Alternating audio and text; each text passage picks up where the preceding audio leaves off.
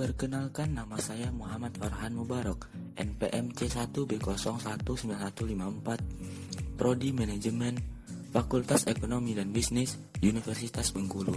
Di sini saya akan menjelaskan 3 materi. Materi yang pertama, pasar persaingan sempurna. Materi yang kedua, pasar persaingan tidak sempurna. Materi ketiga yaitu teori game. Yang pertama, pasar persaingan sempurna.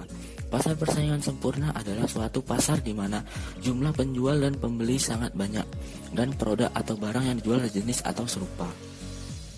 Contoh barang yang dijual pada bentuk pasar ini adalah beras, gandum, kentang, dan lain sebagainya. Pasar persaingan sempurna merupakan pasar di mana penjual dan pembeli tidak dapat mempengaruhi harga, sehingga harga di pasar benar-benar merupakan hasil kesepakatan dan interaksi antara penawar dan permintaan. Ciri-ciri pasar persaingan sempurna. 1. Banyak penjual dan pembeli. Adanya sifat ini mengakibatkan perilaku penjual dan pembeli tidak dapat mempengaruhi keadaan pasar. Dengan kata lain, mereka hanya sebagian kecil dari unsur pasar secara keseluruhan. 2. Kebebasan untuk membuka dan menutup perusahaan.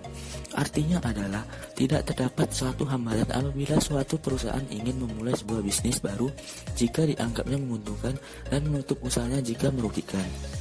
3. Barang bersifat homogen. Perusahaan menghasilkan barang di mana barang tersebut merupakan pengganti yang sempurna terhadap barang yang diproduksi oleh perusahaan lain dalam semua aspek sehingga produk identik sama atau tidak bisa dibedakan. 4. Penjual dan pembeli memiliki pengetahuan yang sempurna tentang pasar. Penjual dan pembeli memiliki mengetahui betul tentang keadaan pasar dan dalam hal tingkat harga yang berlaku di pasar dan meliputi setiap perubahannya. 5. Mobilitas atau perpindahan sumber ekonomi cukup sempurna.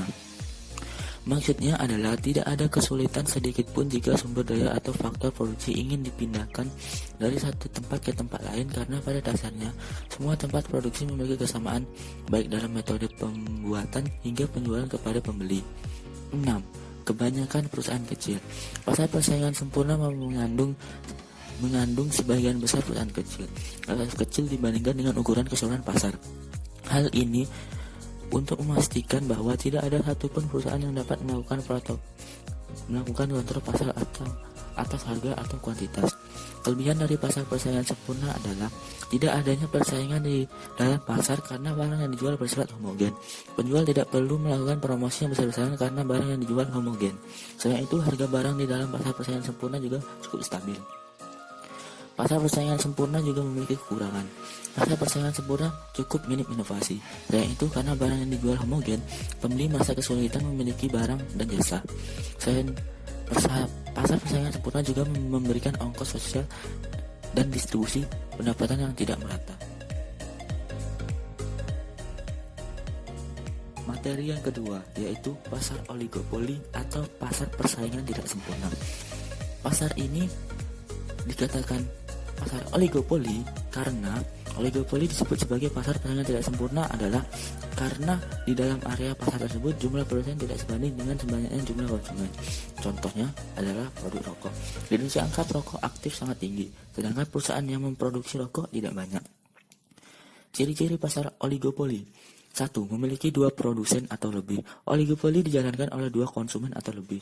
Paling tidak kurang dari 10 produsen. Dengan sedikitnya produsen, maka dari itu disebut dengan pasar persaingan tidak sempurna. Sementara jumlah konsumen sangat banyak dan beragam. 2. Produk yang dijual homogen. Dalam oligopoli, produk yang dijual bersifat homogen atau seragam. Selain itu, sifatnya juga saling menggantikan satu sama lain. 3. Kebijakan produsen utama menjadi acuan. Jadi, produsen yang lain hanya perlu mengikuti kebijakan dari produsen utama. Misalnya, untuk hal penarikan produk lama, perubahan fungsi, dan ketentuan dan penetapan harga produk. 4. Harga barang hampir sama. Dalam pasar oligopoli, barang yang dijual memiliki harga yang hampir sama. 5. Produsen baru sulit masuk. Bagi produsen baru akan sangat sulit untuk memasuki pasar oligopoli. Produsen utama sudah memainkan harga produk sehingga produsen baru saja masuk akan sangat sulit untuk bersaing dengan harga produsen yang sudah ada. 6. Strategi pemasaran harus matang. Dalam oligopoli, strategi pemasaran harus matang.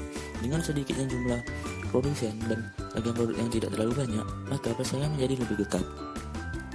Jenis-jenis pasar oligopoli. 1. Pasar oligopoli murni. Dalam oligopoli murni atau homogen ini, barang yang dipasarkan hanya memiliki satu macam, tetapi memiliki banyak pilihan atau banyak varian.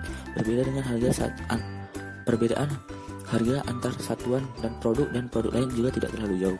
2. Pasar oligopoli terdiferensiasi. Maksudnya adalah jenis pasar yang menjual barang yang hanya satu macam, tetapi harganya tidak terlalu menyesuaikan dengan harga produsen yang lainnya. 3. Pasar oligopoli non-kolusi. Maksudnya adalah jika ada produsen yang ingin memainkan harga, maka ia perlu melakukan pengembangan produsen lainnya seperti kompetitor usaha. 4. Pasar oligopoli kolusi, yaitu berbeda dengan sebelumnya. Oligopoli kolusi merupakan pasar di mana para produsen bekerja sama ketika mereka akan menaikkan harga produk atau tetap membiarkan harga stagnan. Kelemahan pasar oligopoli. 1. Produsen baru sulit masuk. Produsen yang sudah ada bersaing dengan harga sehingga produsen yang baru sulit untuk masuk.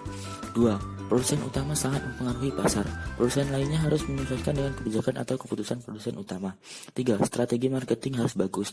Dengan ketatnya persaingan antar produsen, inovasi produk harus selalu dibuat. Selain itu, strategi pemasaran juga harus dipikirkan secara matang agar konsumen tahu produk yang dibuat akan tetap tertarik dengan produk-produk. Materi yang terakhir ialah game teori atau teori permainan. Game teori atau teori permainan adalah suatu pendekatan matematis untuk merumuskan situasi persaingan dan konflik antar berbagai persaingan. Teori ini dikembangkan untuk menganalisis proses pengambilan keputusan dari suatu persaingan. Teori permainan mula-mula ditemukan oleh seorang ahli matematis Prancis yang bernama Emile Borel pada tahun 1921.